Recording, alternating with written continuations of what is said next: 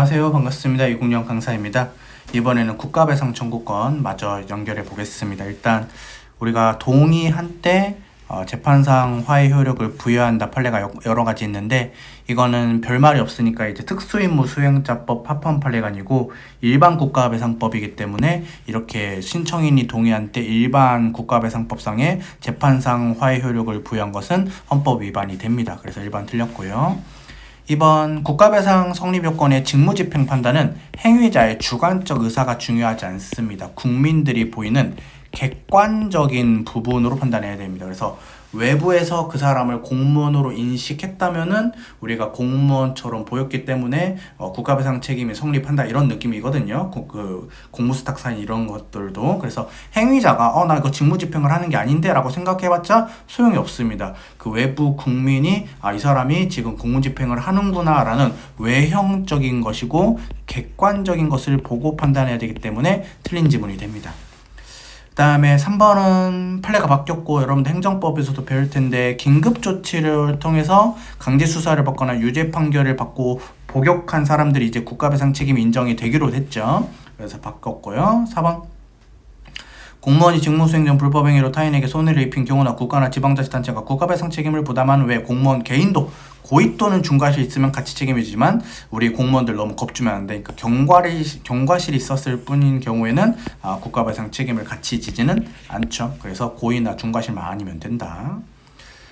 그 다음에 기억번, 입법부가 법률로서 행정부한테 그거 만들라고 위임했는데 행정부가 정당한 이유 없이 시행령을 지정하지 않았다? 그러면 국민한테 손해가 끼쳐져요. 그래서 불법행위에 해당합니다. 니은은 조문이죠.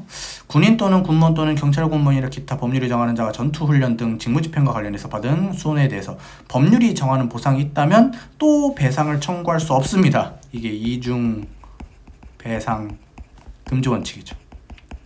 조문이죠. 그래서 군대에서는 조심해야 된다.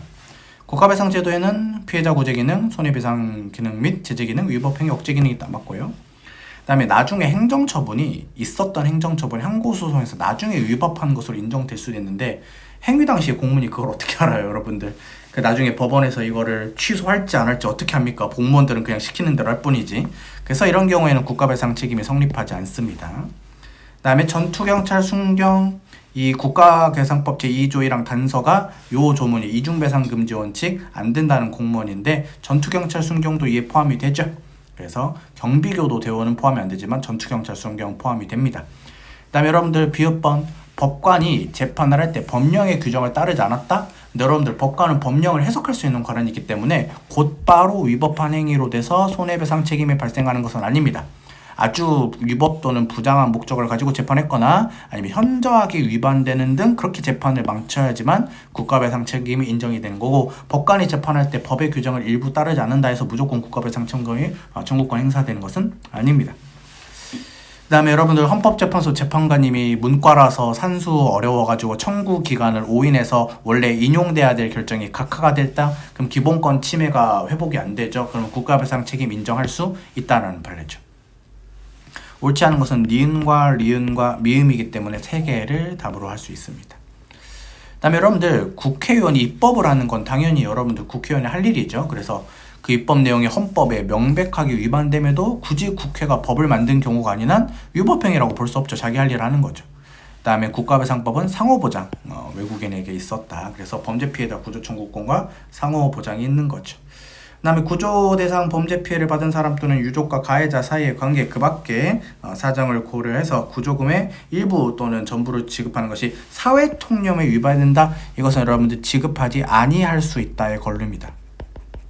이것은 조문이니까 여러분들이 열심히 공부했을 거라 생각을 해요. 그 다음에 구조대상 범죄 피해를 받은 사람이나 유족이 이미 그거 가해자나 아니면은 보험을 받았어. 그래서 돈을 받았으면은 국가가 굳이 구조금을 지급하지 않을 수도 있다. 이렇게 되는 거죠. 지급하지 않는다. 돈을 받았으니까 그만큼. 네, 범죄 피해자 구조 청구권 넘어가고 있습니다. 생명, 신체까지만 인정이 되고 재산상 피해는 인정되지 않는다. 범죄 피해자 구조 청구권. 그 다음에 가해자랑 피해자 사이에 사실상의 혼인 관계가 있다. 그럼 아는 사람끼리 범죄 저지른 거잖아요. 그럼 이런 경우에는 안타깝게도 구조금 지급하지 않습니다. 범죄 피해 구조금을 받을 권리는 그 구조 결정이 해당 신청인에게 송달된 날로부터 2년입니다. 그래서 시효로 인해서 소멸한다. 그래서 틀렸고요. 4번 우리 해외에서 발생한 범죄 피해까지 우리가 범죄 피해자 구조 청구권으로 인정해 줄 수는 없죠. 그래서 헌법이 위배되지 않는다. 이렇게 되는 거죠. 그래서 4번이 답입니다. 조문을 외우고 있어야 되죠. 범죄 피해자 구조 청구권의 주체는 자연인과 법인이며 외국인은 상호 보증이 있는 경우 여기는 맞죠. 아까도 언급했지만 국가배상 청구권과 범죄 피해자 구조 청구권이 상호 보증 인정이 되죠. 이게 중요합니다. 범죄 피해자 구조 청구권은 생명이나 신체 피해만 인정이 돼요. 어떻게 여러분들 법인이 생명 신체 피해를 받아요. 그래서 자연인만 될 수가 있습니다. 그 다음에 2번 타인의 범죄 피해 행위로 피해를 당한 사람과 배우자, 직계 친족뿐만 아니라 범죄 피해 방지, 범죄 피해자 구조 활동으로 피해를 당한 사람도 범죄 피해자로 보고, 범죄 피해의 범위는 20조, 21조에 따라 처벌되지 아니하는 행위, 과실에 의한 행위는 제외하게 됩니다. 맞죠? 그 다음에 피고인의 형사보상 청구권은 재헌헌법, 그 다음에 현행헌법에서 피의자까지 확대했고, 범죄 피해자 구조 청구권은 현행범 이렇게 공부하면은 맞는 지문이 되겠죠. 그래서 연역을 공부했습니다. 그 다음에 1번 범죄 피해자 구조 청구권은 생명 신체를 피해를 받았기 때문에 생존권적 성격을 가지는 청구권적 기본권 맞죠. 그 다음에 범죄 피해자 구조 청구권은 난 날로부터 3년, 발생한 날로부터 10년 맞습니다. 과거에는 여러분들 우리가 5년으로 돼 있었거든요.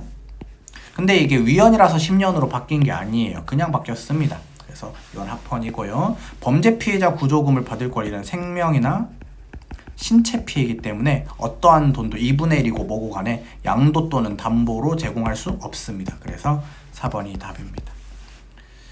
치료금에 써야 되겠죠. 자, 외국인이 구조 피해자나 유족인 경우는 상호보증 적용이 되고요. 그 다음에 자기 또는 타인의 형사사건의 수사 또는 재판에서 고소 또는 고발 등 수사당고를 제공하거나 구조 피해자가 된 경우도 지급하고요.